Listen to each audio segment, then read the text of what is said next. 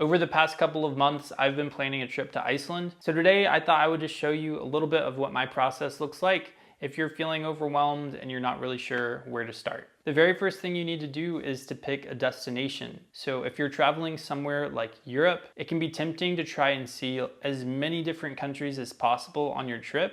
However, I would recommend not doing this and just picking the top 2 or 3 that are your favorites. This will allow you to take a much deeper look at the place you're traveling and greatly reduce the amount of time that you're traveling between locations. I think going for quality over quantity is always a good move when traveling, unless you just have tons of time and you can see it all. You can always do another trip in the future to see the things that you maybe didn't have time for this first time around. When picking a destination, it's also good to keep in mind how much it's going to cost to travel wherever you're going. I'll dive a little deeper into budget planning further on, but right now it's just good to know that some countries are known for being really cheap to travel.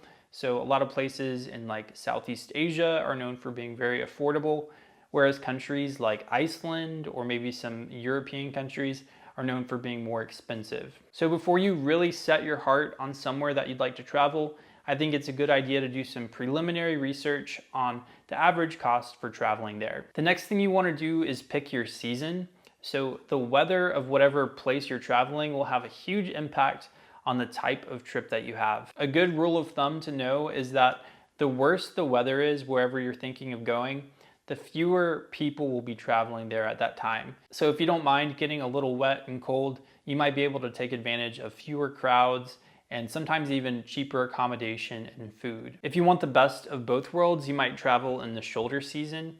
The shoulder season is usually right before or right after the warmest time of year wherever you're going. So in shoulder season, you might be able to get fewer crowds, cheaper accommodation. However, you still run the risk of having bad weather. So if that's really a big thing for you, it might be safer just to go in the main season when the weather is going to be more consistent. My wife and I traveled in Peru in what was considered the rainy season, and we were really fortunate and it barely rained at all. So you can get lucky, but like I said, it is a little bit of a risk. The next thing you want to do pretty early on in your planning process is get your documentation ready. So this will look a little different depending on where you live. But in the US, if you're leaving the country, you're gonna need a passport. The normal processing time for a passport is 8 to 11 weeks, or you can pay around $60 to expedite the process. Then it will take only around 5 to 7 weeks. It's not a good idea to wait until the last second to do this. It's better just to have your passport ready. Heaven forbid if there's a delay or it just takes longer than normal. If you're traveling for a longer period, something else to think about would be visa requirements. Visa requirements vary by country. I do know that in Europe, a lot of the countries are part of the Schengen area, and you can travel for 3 months in those areas without a visa. In addition to a passport, it's a good idea just to have some kind of backup ID. So maybe like a driver's license or any other type of government issued ID. It's gonna be good just to have a backup in case you need it. So now we know our location, the general season, and we've started the process of getting our documents ready. Now it's time to figure out the specific dates that you want to travel. So as far as trip duration, if you have constraints with how much time you'll be able to take off of work, that's something certainly to consider. For my first big trip, I actually just quit my job because I was planning to go for 3 months. So if it's not a job that you really see yourself at long term, you might consider just quitting it and then finding something else when you get back home. I don't think super long trips are for everybody, especially if you're traveling alone. I think different people will have different tolerances of how long they're comfortable being away. So just take some time thinking about what that is for you before you lock in your dates. I will say traveling for a little bit longer is nice because you don't have to rush and you don't have to cram everything into just a few days. However, having too much time isn't really a good thing either. I traveled Europe for 3 months when, in all honesty, I think 2 probably would have been sufficient just for me and for what I wanted. One thing you might consider doing if you're not certain how long is right for you is just buying a one-way flight to the country and then buying that other return trip later when you feel like your trip is winding down and it's time to come home. Something else to think about when picking your dates is your budget. So if you can only afford to travel for a couple weeks, you don't want to plan on traveling for 3 months unless you plan on working somewhere or exchanging work for accommodation or something like that. So on that note, now let's take a look at planning for your budget. One of the biggest expenses you're gonna have will be your airfare.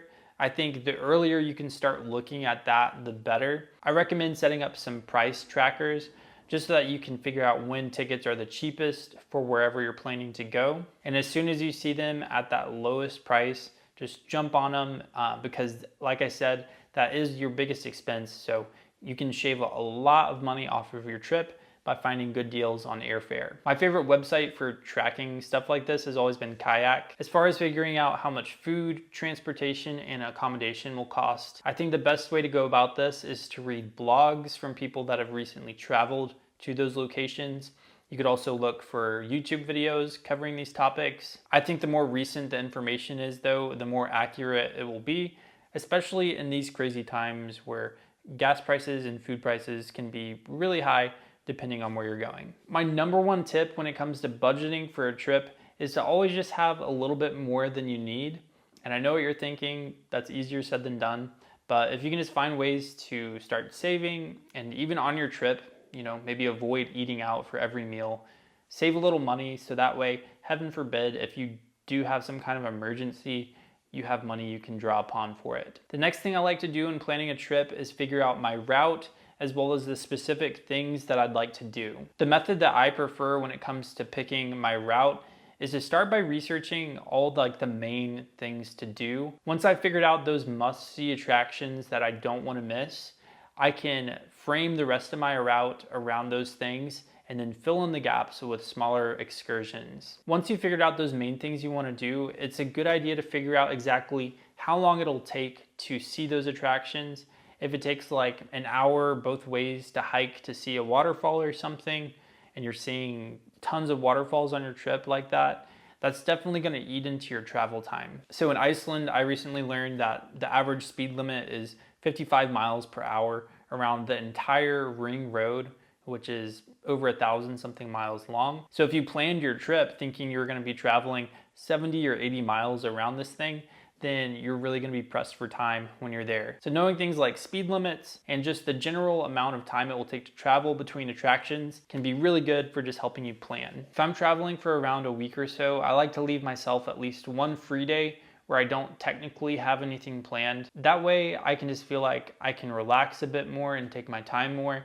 And if something ends up taking longer than I thought it would, I have some buffer time so that my plans aren't messed up. The last thing I'll say about routes and planning the things you want to do, you don't have to get super granular with this if you don't want to. Just keep in mind, if you don't plan things out well beforehand, you might end up paying a little extra or just not being able to do certain things because you might have needed to book it ahead of time, or you might just run out of time in general. My itinerary in Europe was all over the place because I just went wherever I wanted, whenever I felt like it, and I didn't really have that much of a plan going into it beforehand. If you're curious to see what that itinerary looked like, I'll link it down in the description so you can check it out. All right, so we've decided our location, we've picked our dates, we've got our documentation ready, we've figured out our route and the things that we want to do. So now it's time to start booking your trip. So buy those airline tickets that you've been watching, buy the accommodation that you're planning on staying at, buy your train pass or your bus pass,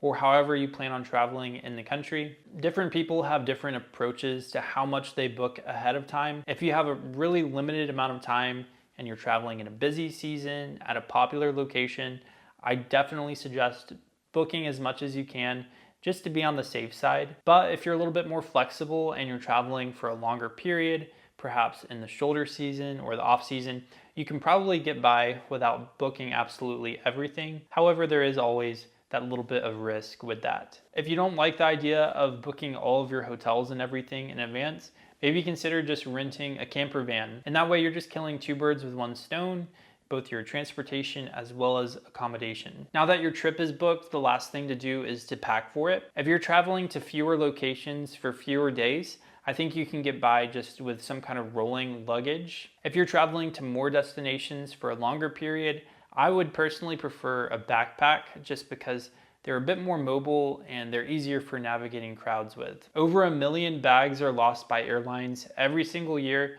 and so whatever method you choose to pack in, I definitely suggest bringing it as a carry-on if at all possible. You can always check a bag if you really need to, but I really like the peace of mind that comes with bringing my bag with me on the plane.